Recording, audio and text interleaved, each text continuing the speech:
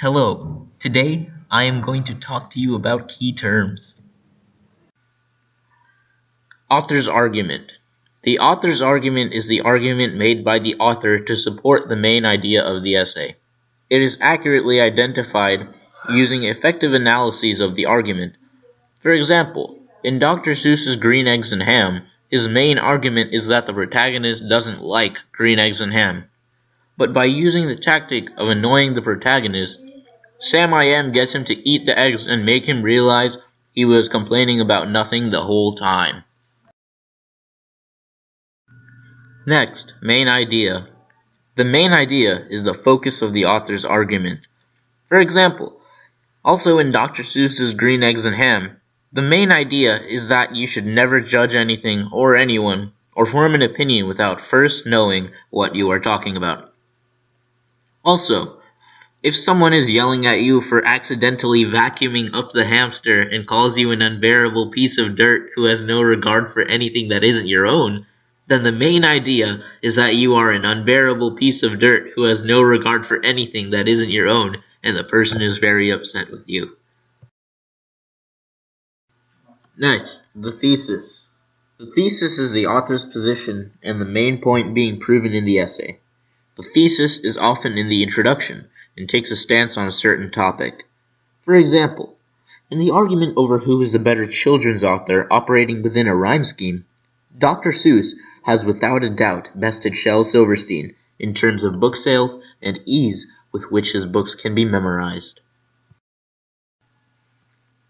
Relevant claims are arguments that support the author's main points. Relevant claims are often claims made by others regarding the same topic that reinforce the author's position. An example, Dr. Jones, PhD, a specialist in dietary health, says junk food that replaces a staple diet reduces the lifespan of a human by up to 50%. Thorough explanations are needed to effectively present the author's claims and arguments to the reader.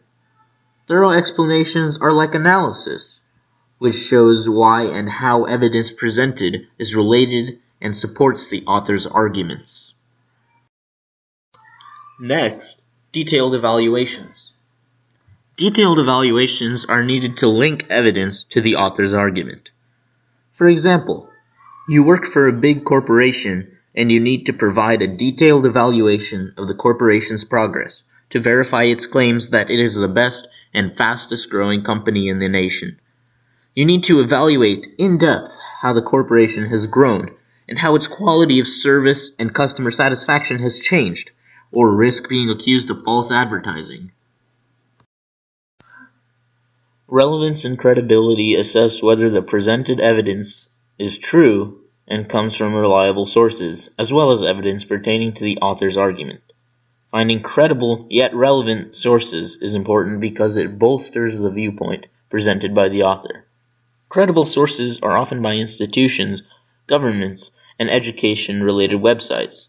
For example, a source from the University of Texas would be credible.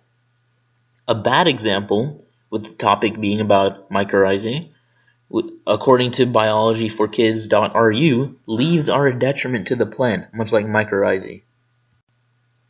Here, you can see why Wikipedia is not a credible source. Implications and limitations of arguments are attributes of evidence that show how closely related and relevant the evidence used is compared to the author's claims. For example, you use some evidence from the early 1900s about how coal is the most important natural resource in the world and should not be replaced. 100 years later, technology has improved and more environmentally friendly alternatives have emerged, so that argument is not the strongest. Perspectives and lenses. Perspectives and lenses are how evidence can be presented and viewed in different ways. For example, you need to establish an effective claim. You establish the claim based off of the economic aspect of the subject. Someone else has to establish the same effective claim, but that person analyzes the subject from the economic, political, cultural, social, and historical aspects.